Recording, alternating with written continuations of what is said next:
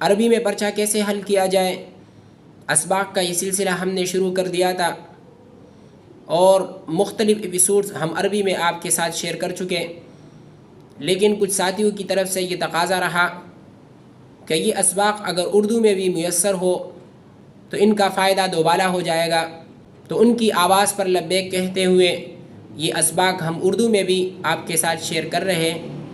لیکن سبق شروع کرنے سے پہلے جو ساتھی ہمارے اس چینل پر نئے ہیں ان سے گزارش ہے کہ ہمارے چینل کو سبسکرائب کریں اور بیل کے بٹن پر دبا لیں۔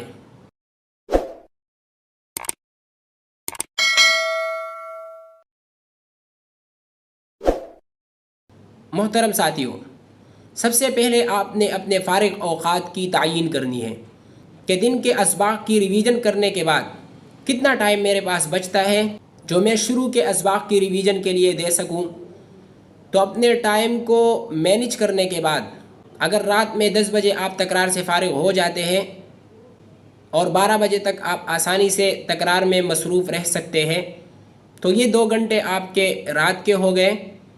اس کے بعد آپ صبح کے اوقات کی بھی تعیین کر لیں کہ کتنا ٹائم میں ریویژن کے لیے دے سکتا ہوں۔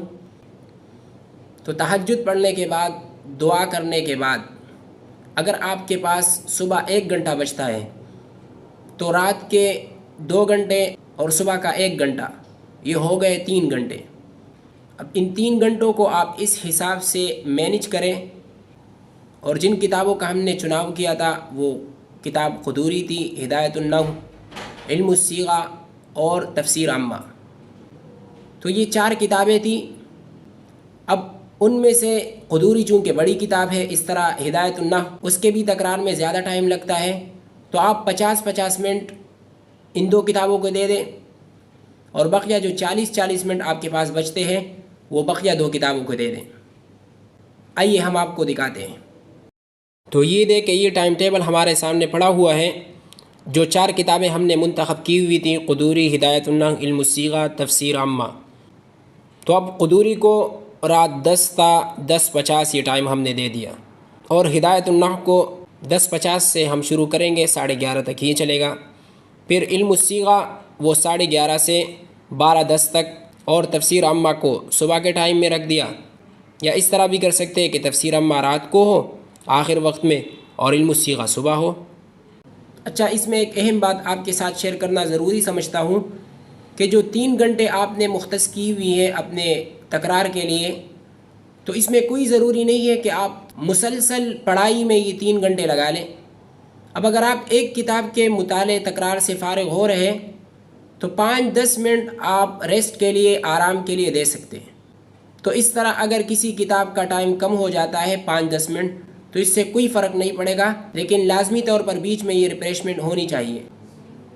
اچھا، ایک اور اہم بات بھی آپ کے گوشت گزار کروں، وہ یہ کہ آپ نے جس کتاب کو جو ٹائم دیا ہوا ہے اس ٹائم میں اس کتاب کو مکمل کرنا ضروری ہے۔ جتنے صفحے اس دن کے اس کتاب کے بنتے ہیں کور کرنا ضروری ہے۔ اگر کسی کتاب کو دیا ہوا وقت ختم ہو جاتا ہے تو آپ نے وہ کتاب بند کرنی ہے، اور دوسرے کتاب کا ٹائم اس کتاب کو نہیں دینی۔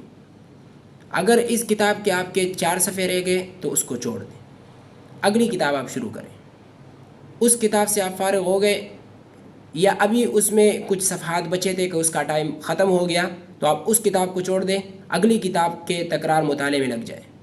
اب آپ کا ٹائم ختم ہو گیا اور آپ کے کچھ صفحات مختلف کتابوں کے رہ چکے، تو دن میں پیریڈز کے بیچ میں جو کچھ نہ کچھ ٹائم آپ کے پاس بچتے ہیں، اور یہ بہت زیادہ ٹائم ہوتا ہے، تو وہ ٹائم آپ نے ان صفحات کے مطالعے میں لگانا ہے۔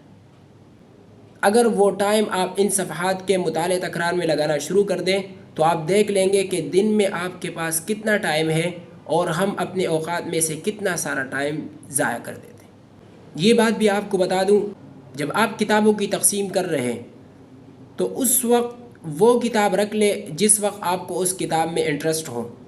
مثلا رات کو آپ قدوری پہلے پڑھ لیں تو آپ اچھا پڑھ سکتے، تو آپ اول وقت میں قدوری پڑھ لیں۔ اس طرح اگر صبح آپ کو ہدایت النحو پڑھنے میں دلچسپی ہے تو آپ صبح کو ہدایت النحو پڑھ لیں۔ اس طرح اپنی دلچسپی کو سامنے رکھتے ہوئے آپ اوقات کی تعیین کر لیں تو تھوڑے وقت میں آپ کا بہت زیادہ کام نکل جائے گا۔ اوقات کو مینیج کرنا اور ٹائم ٹیبل بنانا، اس سے ہمارا بہت سارا ٹائم بچ جاتا ہے، لہٰذا اس کو سامنے رکھتے ہوئے یہ ویڈیو ہم آپ کے لیے بنا رہے ہیں۔ امید کرتے ہیں آج کی ویڈیو آپ کو پسند آئی ہو، تو لائک کرنا اور آگے شیئر کرنا نہ بھولیں۔ اپنی دعاؤں میں یاد رکھیں۔ والسلام۔